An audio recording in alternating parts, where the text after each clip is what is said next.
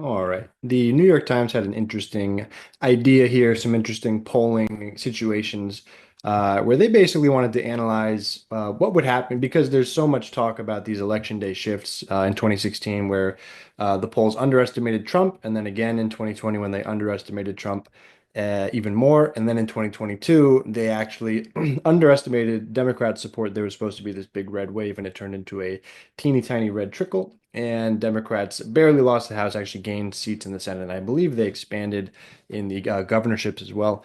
So the idea is let's explore, again, the New York Times did this, what would happen if the election were today and the polls were correct? And then if there were a Trump shift or if there were a Harris shift, how would that affect the outcome? And because the race is so close, this is kind of interesting. So here we go. Right now, as it stands, the states that we can say for sure, the electoral, numbers we can give for sure, Harris would have 226 electoral votes to Trump's 219. Right. If the results match today's polls, well, then Harris would eke out a victory with 276 votes, holding on to the blue wall. And then Nevada, I believe that would Trump falling just short in that, unfortunately. But again, that is if the results match the polls, and the results have not matched the polls in one way or another in the last several election cycles. So if you are Trump, you are actually you're not so nervous about that. Okay. Next, if the polls change or miss in Trump's favor, Trump could easily prevail if he gains ground in key states, if the polls are underestimating him, because all of these states are within a 1 to 2 to 3 point margin. If you get a shift on election day that skews towards Trump, well, then you end up with a Trump victory of 281, slightly better than Harris's 276 to 257 from Harris. Um, and the decider in that one being Pennsylvania, putting Trump over the edge.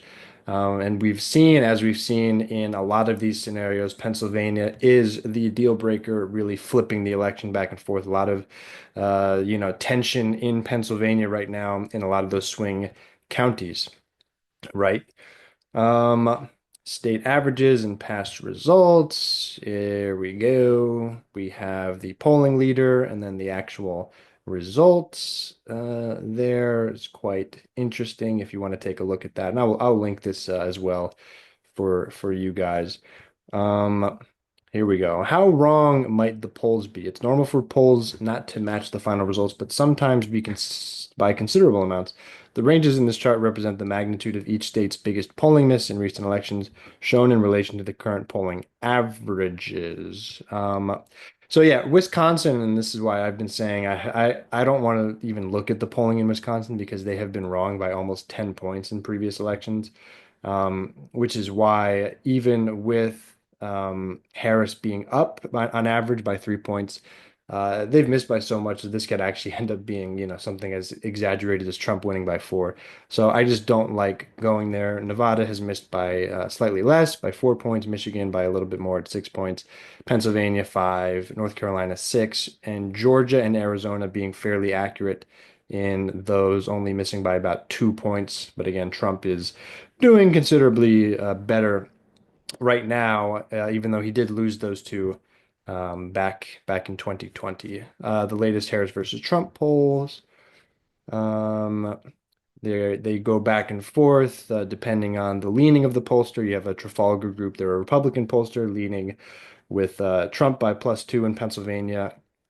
Um, Interesting results there. So, um, there you pretty much have it. So we have, if the election were to be held today with these exact polling results to come out, Harris would win. And if we were to get a shift in Donald Trump's favor, then he would end up winning. I'm going to do an experiment later with a little bit more, add a little bit more data to this and sort of see how this shifts. But this is the reality of the situation right now. And thank you to the New York Times for go ahead and putting that together. I will link this in the comments below and let me know what you guys think. If you're nervous, if you feel good about it, if you're going to go vote, if you're going to stay home. And I'll see you guys in the next one.